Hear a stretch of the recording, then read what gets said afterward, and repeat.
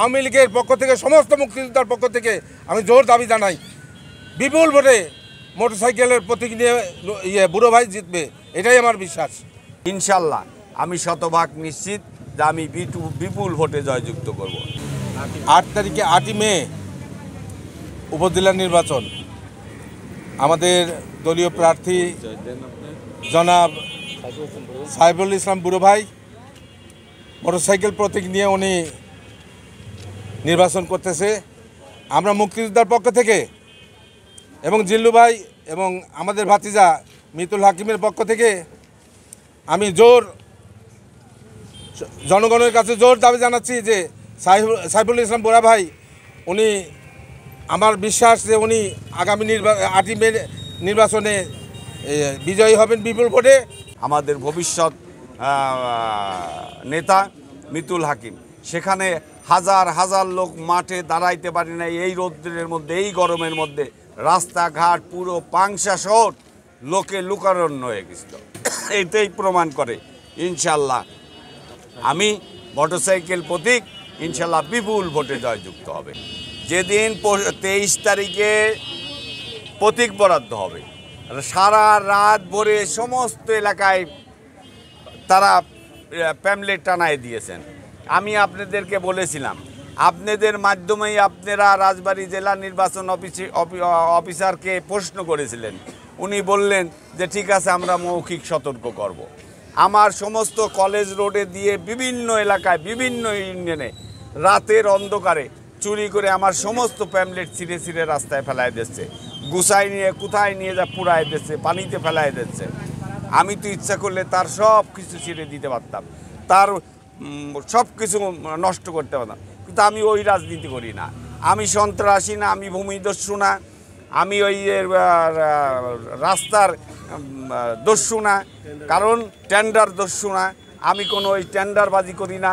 আমি কোনো একটা লোক আপনি দেখাইতে পারবেন না যে আমি কোনো সালিশ দরবার, এই যে টেন্ডারবাজি, মানুষের জায়গা দখল এইসব করে আসি। কিন্তু আপনি মানুষের জনসাধারণকে জিজ্ঞেস করেন যে তাদের এমন কোনো অভ্যাস, এমন কোনো খারাপ কাজ নাই যে তারা করে না। তারা ভাই বিরাদার সব মিলে মানুষের জমি দখল করে নিচ্ছে। আমার চাওয়া অবাধ, সুষ্ঠু এবং নিরপেক্ষ নির্বাচন, এবং এটা হলে ইনশাল্লাহ আমি বিপুল ভোটে জয়যুক্ত হব।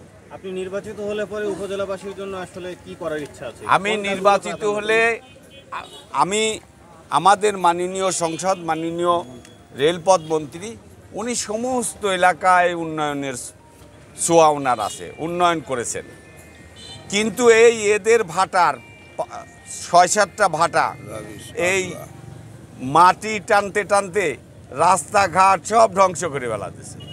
এই রাস্তায় সরকারের তো এমন কোনো বাজেট নাই যে হাজার হাজার কোটি টাকা এক পাংশার দুইয়ের জন্যই দেবে। তো আমি মাননীয় মন্ত্রী মহোদয়ের সঙ্গে যেসব রাস্তাঘাট একটু খারাপ আছে, বা যেটা আসলে ছোট ছোট কিছু রাস্তা বাদ আছে, যা অসমাপ্ত আছে, আমি মাননীয় মন্ত্রী মহোদয়ের সঙ্গে নিয়ে ওনার কাছে তদবির করে ওনার দিয়ে এই রাস্তাগুলো, অসমাপ্ত কাজগুলো আমি সমাপ্ত করার জন্য আমি যথাসাধ্য কাজ করব ইনশাল্লাহ। শুধু নেতা কর্মীদেরই সাড়া নাই, সাধারণ মানুষ দীর্ঘদিনের দুর্বৃত্তদের ক্ষমতায় ছিল। এই দুর্বৃত্তদেরকে সরানোর জন্যে সাধারণ মানুষ, আপনারা দেখেছেন এখন বেলা 12টা, 12:30 বাজে, এত প্রখর রৌদ্রের মধ্যেও মানুষ, শুধু আমরাই ভোট চাচ্ছি না, সাধারণ মানুষও উৎসবমুখর পরিবেশে সবার কাছে ভোট চাচ্ছে। আমরা এবারের উপজেলা নির্বাচন 2024-এ পাংশা উপজেলা পরিষদের যিনি নতুন প্রার্থী, আমরা অতীতে দেখেছি, কিন্তু সেরকম সম্মানজনক কিছু করতে পারি না এলাকার উন্নয়ন।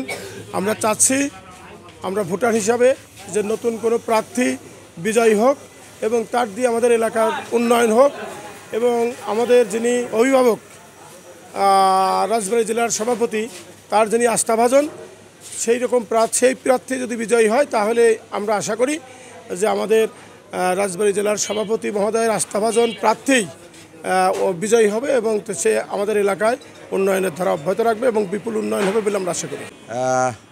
কেমন ব্যক্তিকে আশা করছি আপনারা নিশ্চয়ই বুঝতে পারছেন যে এখন আওয়ামী লীগ সরকার ক্ষমতায়, শেখ হাসিনা সরকারের অধীনে যে উন্নয়নমূলক কর্মকাণ্ড চলছে তার দলীয় প্রার্থী যাতে জয়লাভ করে আমাদের সেইটাই প্রার্থী। এবং এখানে আপনারা পাংশায় অবশ্যই বুঝতে পারছেন যে সাইফুল ইসলাম বুড়ো উনি উপজেলা আওয়ামী লীগের সভাপতি এবং 5বার নির্বাচিত মাছপাড়া ইউনিয়নের চেয়ারম্যান, এবং আমি মনে করি যোগ্য প্রার্থী উনি, এবং উনি সারা পাংশায় বিপুল ভোটে ইনশাল্লাহ 8 তারিখে জয়লাভ করবে।